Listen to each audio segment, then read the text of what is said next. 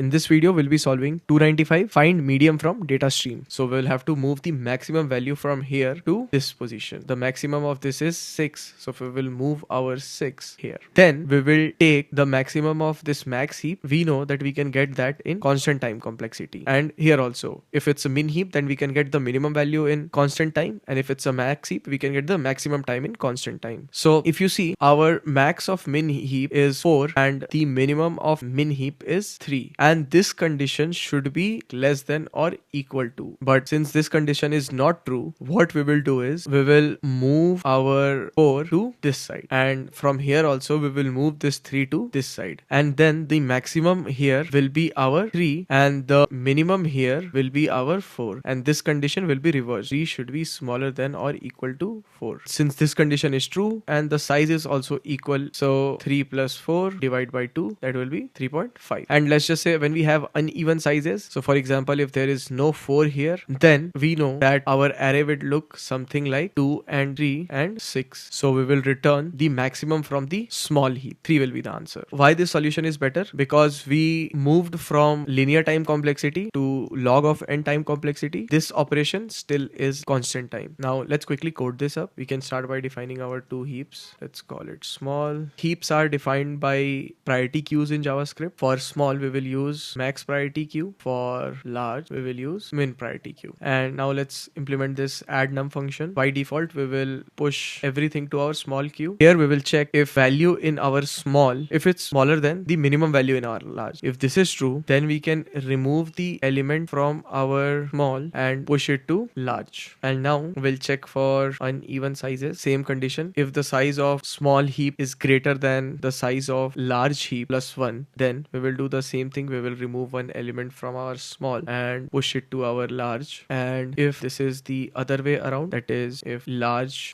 size is greater than small, then we will remove the element from large and push it to small. And this completes our add num function. Now let's write our find medium function. So firstly, we'll check for odd length. Again, same thing here. If the size of our small heap is greater than the size of our large heap, then that means we'll have to return the small heap ka front element, which is the maximum of small heap. So, or if large heap ka size is greater than small heap, then we will return large heap ka front element. So this will be the minimum of the larger heap, or we will add both of them. So divide by, and this is what we'll be returning. Now let me run this code.